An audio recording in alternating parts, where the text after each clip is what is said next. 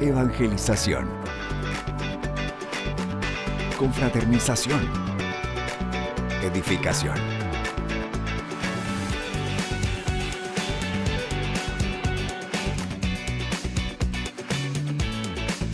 Únete a los que cambian el mundo, una persona a la vez, en La Guía Juvenil.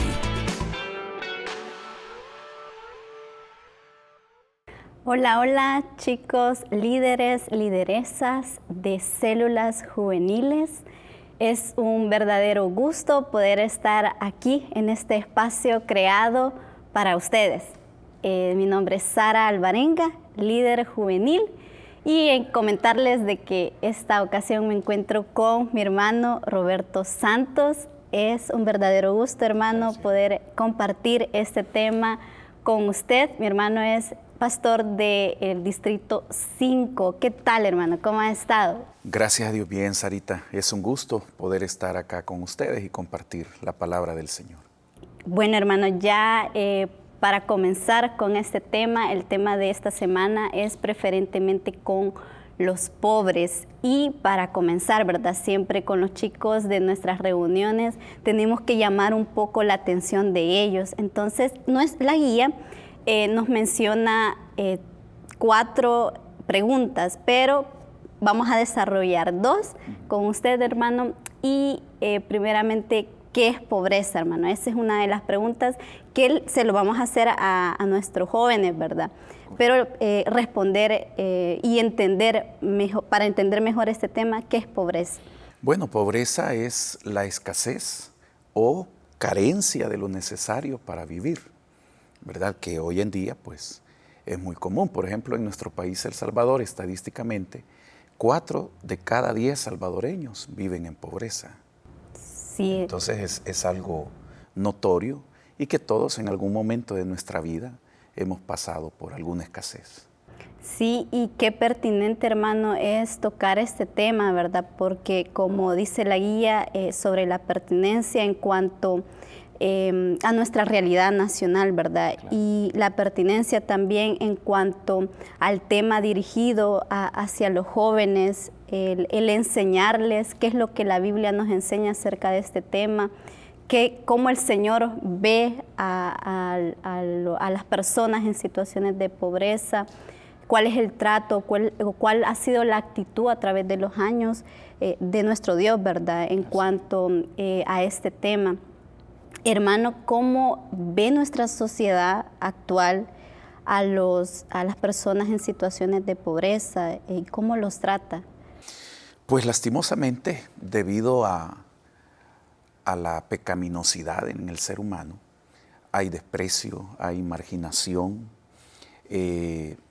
Según la zona donde las personas viven, si es una zona de gente de bajos recursos, pues muchas veces se tilda como personas ociosas, personas incluso violentas, delincuentes.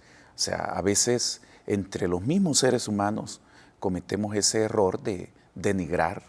O sea, la misma sociedad margina, denigra, y muchas veces, y por eso la importancia de estos temas con los jóvenes, para que cambiemos ese tipo de pensamiento y que nosotros como cristianos, como hijos de Dios, podamos entender a la luz de la palabra del Señor y que Dios no margina, que Dios no excluye al ser humano independientemente de su condición social, su color de piel, etcétera, su estatus económico, sino que como jóvenes debemos de esforzarnos por prepararnos, aprender académicamente, escrituralmente, para que podamos estar preparados y así poder defender la causa de los pobres. Ok, para comenzar, hermano, no sé si tiene la lectura bíblica. Claro que sí. Isaías 61, 1 y 2. Corresponde la lectura en Isaías 61, versículo 1 y 2, que dice: El Espíritu del Señor Omnipotente está sobre mí, por cuanto me ha ungido para anunciar buenas nuevas a los pobres.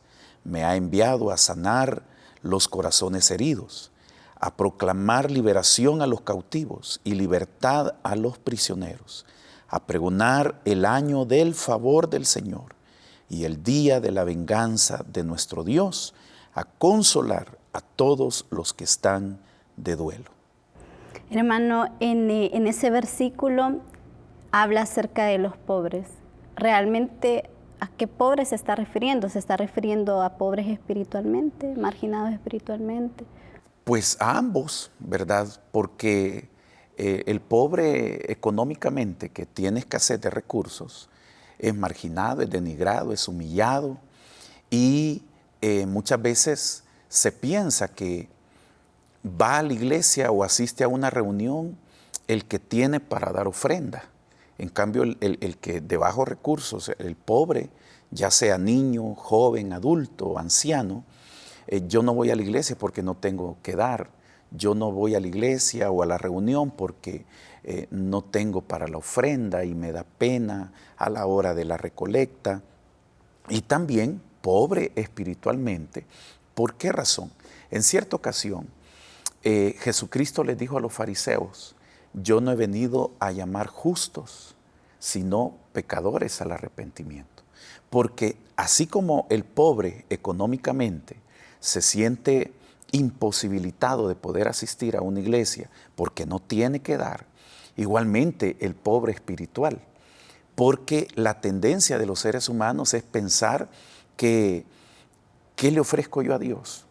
O sea, tengo que llevar algo y yo estoy en pecado, yo estoy en desobediencia, no estoy preparado. Y el razonamiento muchas veces es, primero voy a arreglar mi vida y luego me acerco a Dios. Porque esa condición de pobreza espiritual lo lleva a sentirse denigrado, marginado, excluido. Y este versículo que hemos leído nos relata pues que el Señor no desprecia a nadie. La misma palabra del Señor dice que Él no hace acepción de personas, tanto al pobre económicamente hablando, como al pobre espiritualmente, que reconoce su necesidad de Dios. Si viene a Él, Él no lo desprecia. Y es justamente lo que la guía nos muestra, hermano, es respecto al interés que el Señor a lo largo de la historia, específicamente en el Antiguo Testamento, hay una serie de versículos, ¿verdad?, que hablan acerca de esta situación y cómo el Señor ha estado presto ante este grupo de personas. Así es. En la guía aparecen unas citas bíblicas, pero yo quiero agregar, por ejemplo, Proverbios 22. Proverbios 22 tiene varios versículos que nos habla acerca de los pobres. Por Proverbios 22, por ejemplo, el versículo 2 dice: el rico y el pobre tienen esto en común: a ambos los ha creado el Señor. Entonces, ¿qué significa? Que tanto el rico como el pobre hay una necesidad espiritual que solamente puede ser llena por el Señor. El versículo 7 dice: los ricos son los amos de los pobres, los deudores son esclavos de sus acreedores. Lastimosamente, lo que hablábamos al principio, por la dureza del pecado en el corazón de los seres humanos, el rico denigra al pobre, se aprovecha del pobre, humilla al pobre. No todos, porque hay amos, hay patronos que son justos. Hay excepciones. Correcto. Hay personas que son justas, pero en el pasado, por ejemplo, se veían cuadros como el rico comiendo en su mesa con su familia, pero la empleada o los empleados excluidos, ¿verdad? Marginados en la cocina o en el patio, etc. El versículo 9 de este Proverbio 22 dice: el que es generoso será bendecido, pues comparte su comida con los pobres. O sea, el Señor siempre a su pueblo le ha enseñado a que nosotros no marginemos, no denigremos, sino que al contrario, Dios me bendice a mí para yo poder bendecir a los demás. Porque ese pan, esa moneda, y está dentro del plan financiero de Dios. Porque el plan financiero de Dios nos habla de tres aspectos: el diezmo, las ofrendas y las limosnas. Las limosnas es la ayuda que se le da a las personas de escasos recursos. El versículo 16 dice, oprimir al pobre para enriquecerse y hacerle regalos al rico, buena manera de empobrecerse. ¿Por qué? Porque Dios es justo, porque Dios ve las acciones, las actitudes que nosotros tenemos hacia las demás personas. Y el segundo punto, hermano, lo que usted mencionó del tema de lo que el Señor siempre ha hecho, ¿verdad?, a través de su pueblo.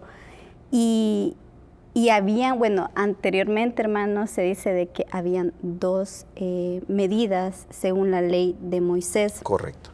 Y la primera medida era el sábado, el año sabático. Correcto. Y la segunda medida era el año del jubileo. Hermano, ¿a qué se refieren cada una de estas medidas y cuál era el objetivo de estas medidas, que realmente lo que hacían era pues proteger a esta clase de personas? Correcto. Por ejemplo, la Biblia dice que Dios hizo el cielo y la tierra, la creación, en 6 días. Al 7º día descansó de su labor. El año sabático, en dar, dice, un año de descanso a la tierra después de haberla trabajado 6 años, ¿verdad? Para que la tierra pudiera descansar, recuperarse de esos 6 años de estar produciendo, los empleados igual, los trabajadores igual, y el año del jubileo, que está en Levítico, capítulo 25, en adelante, dice que al igual que en el año sabático, se dejaba descansar la tierra y no se recogían sus frutos. Además, dice, se devolvían las tierras a sus legítimos propietarios. En ciencias sociales, creo que todavía así se llama la materia, pero cuando yo estudiaba, así se le conocía. Nos enseñaba acerca del feudalismo, ¿verdad? Y el señor feudal lo que hacía era apropiarse de los recursos de los empleados, del obrero, del agricultor. Entonces, lastimosamente, el señor feudal no cumplía con esto que el Señor había establecido de devolverle la tierra, sino que se apropiaban. Se apropiaba de la tierra, y hasta hoy en día nosotros vemos muchos casos donde hay gobiernos que devuelven la propiedad después de años y después que hubieron ya generaciones de familias que no tenían dónde vivir o que les habían quitado su tierra. Ahora se les está como remunerando. ¿Por qué? Porque se apropiaron de eso, no cumpliendo, y Dios quiere que nosotros como pueblo de Él seamos justos. Y por eso Él estableció el año del jubileo, donde había un descanso, pero también había un beneficio para estas personas que habían hecho un trato. O sea, ante su escasez, mira, yo te doy para sembrar, vas a vivir de la siembra, pero la tierra va a ser mía. Yo voy a ser el dueño. ¿Pero por cuánto tiempo? Por 6 años. Al 7º año le devolvían lo que es la propiedad a esa familia. Era un año totalmente de gozo, ¿verdad? Claro que sí. Para el pueblo del Señor. Así es. Y el tercer punto, hermanos, es la Escritura se ha cumplido. Así es. ¿Por qué, hermano, Jesús cumplió exactamente el capítulo 61, los versículos 1 y 2? Bueno, en el Evangelio de Lucas, en el capítulo 4, versículo 16 al 21, se nos narra que el Señor Jesucristo le dijeron que leyera en el templo. Él lee esta escritura que hemos leído hoy, y Él dice, hoy se ha cumplido esta escritura. ¿Por qué razón? Jesucristo dijo que Él no había venido a abolir la ley, a hacerla a un lado, sino a cumplirla, ¿verdad? ¿Por qué? Porque el Señor Jesucristo fue justo, es santo, es amoroso, es bondadoso, y Él con su sacrificio en la cruz del Calvario pagó esa deuda que espiritualmente nadie podía pagarla, porque estábamos muertos en delitos y pecados. Nadie podía pagar. Hay deudas que asfixian, hay deudas que preocupan. Hay gente que se ha muerto a causa de la preocupación, la aflicción. Sí, se han suicidado. Sí, correcto. Los padres, por ejemplo, nos preocupamos por el bienestar de nuestros hijos. Yo recuerdo en mi niñez, mi madre enviudó siendo de 41 años y siendo yo el menor de 8 hijos. Yo tenía 6 meses de nacido cuando mi madre queda viuda, con 8 hijos, en 1980. En unas condiciones en nuestro país, por ejemplo, de guerras, de escasez, y como familia atravesamos momentos difíciles, donde de un café y con un poquito de francés, eso era el alimento para todos. De un huevo comíamos 4.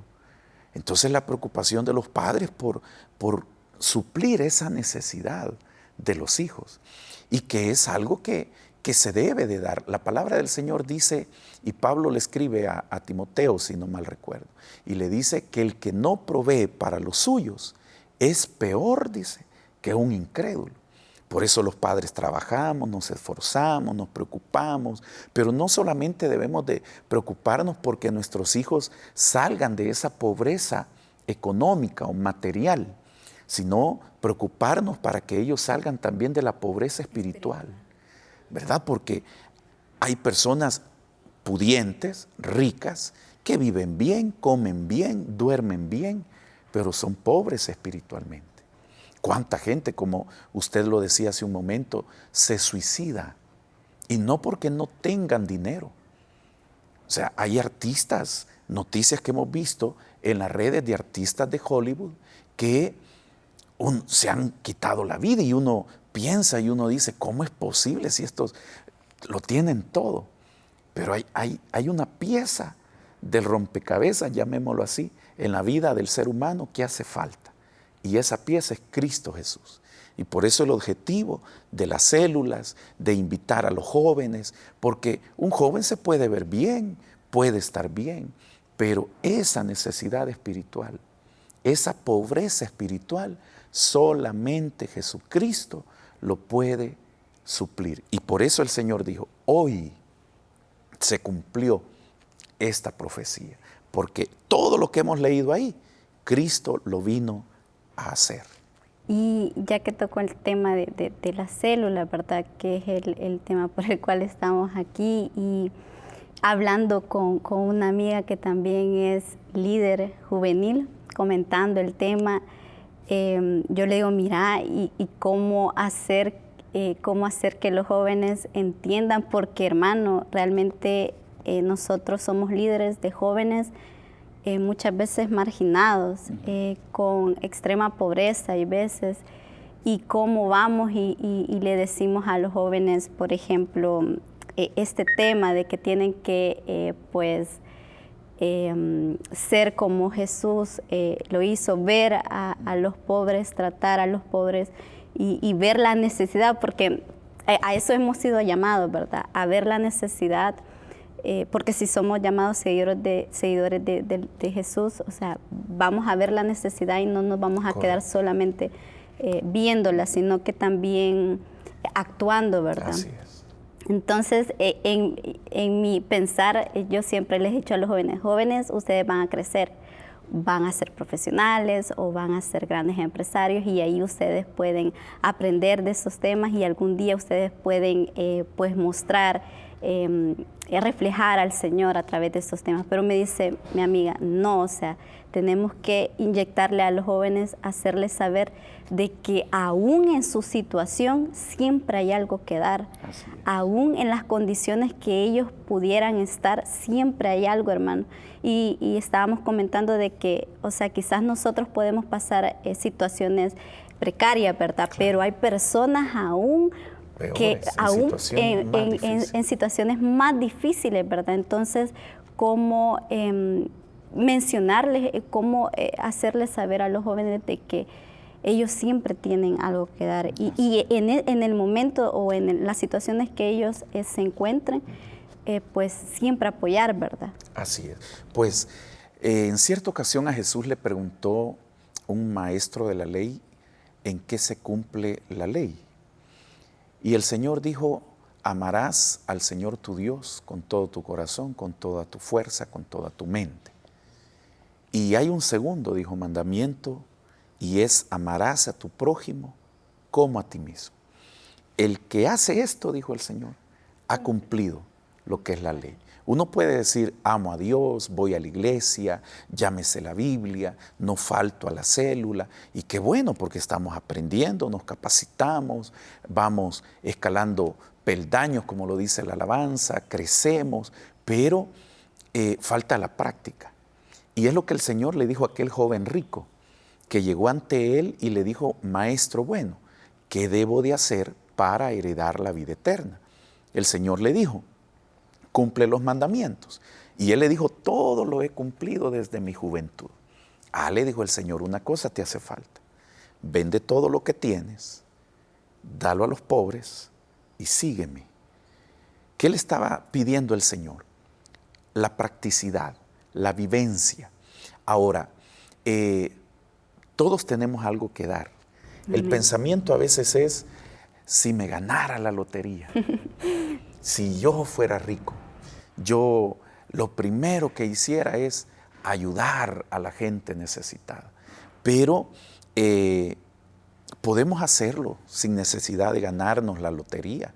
Podemos hacerlo a través de un gesto, a través de un abrazo, a través de hablarle a esa persona, a través de invitarla a la célula, hacerla sentir querida, amada.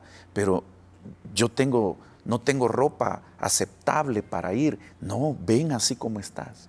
Y si nosotros vemos que a esa persona carece de zapatos, carece de ropa, bueno, la generosidad, como lo leímos en el Proverbio 22, que dice: el alma generosa será prosperada.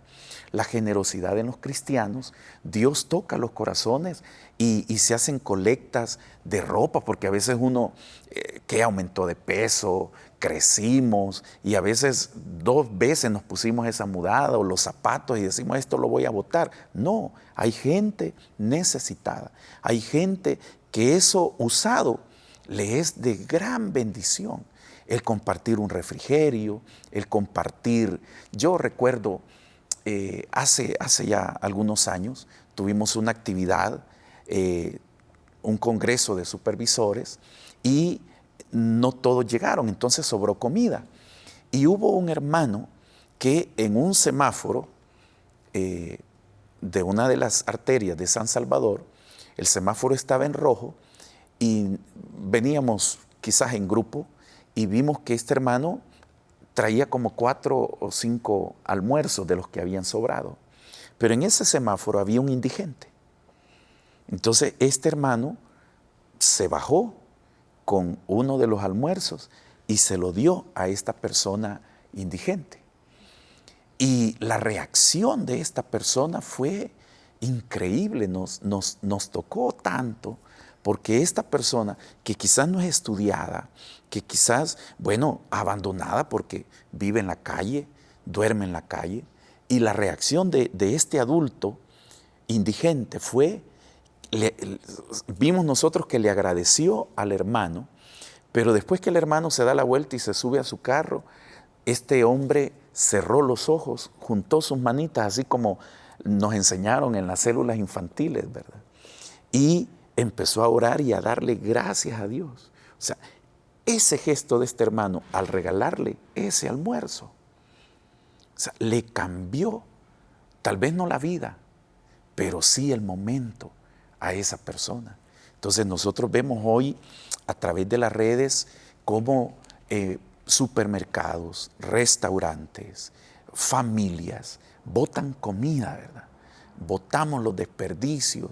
A veces solo jugamos la comida que nos ponen y no pensamos que eso ha llevado un gran esfuerzo a nuestros padres para poder llevar ese alimento a la mesa, y que hay personas, como usted misma lo decía, que están en condiciones peor que las nuestras, más extremas. Hablar también, hermanos, respecto a lo que es en sí el Evangelio. Correcto. O sea, Jesús realmente no se fijó en el pecado de las personas, sino que Jesús vio la necesidad de ellos, vio el dolor de las personas y no solamente se quedó ahí, ¿verdad? Sino que iba tras ellos, iba a ayudarles, y en eso se enfocaba el reino que Él traía a este mundo.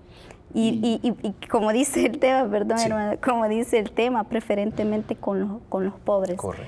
Él prefería estar con los pobres que con personas cultas, ¿verdad? Así que con personas que le iban quizás a dar en cierta manera un favor. Entonces, quedar bien claro que nuestros líderes pues hablen con sus jóvenes y les muestren realmente en sí qué es el Evangelio y qué es lo que Jesús vino a enseñar. Así es. Personas necesitadas siempre hay, siempre hay. Uno no puede decir, es que si se ve bien, viste bien, se ve bien alimentado, sí, pero puede tener una necesidad espiritual, puede estar necesitado de amistad, de aprecio, de cariño. O sea, no todo es económico, ni todo es alimento, afecto. Entonces la célula juvenil se convierte en un hogar donde no hay exclusión, sino inclusión. No importa si es estudiado o no es estudiado, si tiene alguna discapacidad, lo recibimos. Si a la hora de leer por los nervios se le dificulta, no nos reímos, lo hacemos sentir bien, etc. ¿Por qué? Porque usted lo dijo, el Evangelio, buenas nuevas de salvación, para todos, para todos. ¿Por qué? Porque para eso vino Cristo y para eso nos ha llamado, para que nosotros seamos luz en medio de las tinieblas. Ok, concluimos con el tema, chicos. Ha sido un honor, hermano, estar aquí con usted compartiendo este tema tan especial, ¿verdad? Así es que nos vemos en la próxima y que el Señor les bendiga. Dios les bendiga a todos.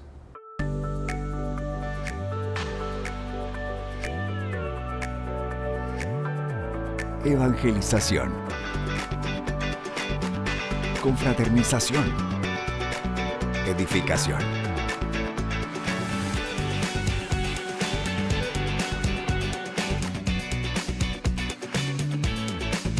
Únete a los que cambian el mundo, una persona a la vez, en La Guía Juvenil.